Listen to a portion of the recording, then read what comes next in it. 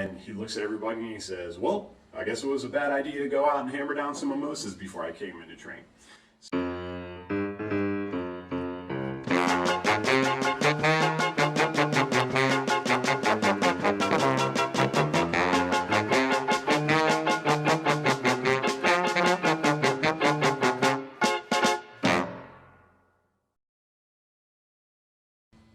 Hello fans and followers of Corporate America Confessions. So this particular story I want to share with you involves somebody that was a member of my gym for quite some time. He had been coming to me for some personal training, and he's somebody that always comes in with a new story to tell and something new to share. So one of the things that was unique about him is over about the 7 years I had been training him, he never aged. Every time somebody would ask him his age, he had stayed the same age. So we're just going to call him Dracula for the purposes of this story.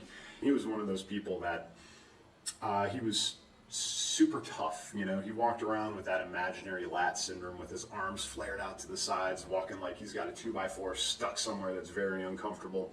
And he always had to let people know how hard he was, how tough he was, how much he's seen, all the fights that he's been in when he played high school football. And the stories just go on and on and on. Just the typical that gym guy that just likes to talk probably more than he's in there to lift. And some of the other people that come to my gym that I work with on a regular basis are people in the combative sports disciplines. So he would see these people and he was always interested in what they were doing. A lot of times when those athletes come into the gym, they begin their workouts with their explosive training, which usually involves a variety of jumping exercises. So Dracula's watching these people work out, begin the workouts, and he gets the idea that he needs to start adding jumps to his training.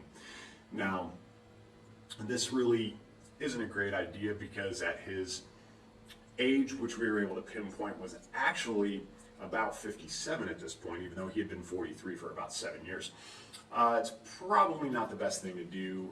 A lot of box jumps and a lot of explosive movements and things like that. His mobility wasn't so great. He was a little stiff and rigid, but he insisted on doing this and asked if he could add an extra day to the days that he was already coming in and kind of come in and work out on his own so he could do his jumps, as he liked to call them. And for about a month or two, he kept saying, oh, I'm going to come in and do my jumps. I'm going to come in and do my jumps. So finally, he decides to come in one Sunday morning. I've got a big group of athletes training. And he sets up this box, I don't know, 35, 40 inches high or something like that, fairly high box, because that's what a lot of my athletes would use at the kind of peak of their training.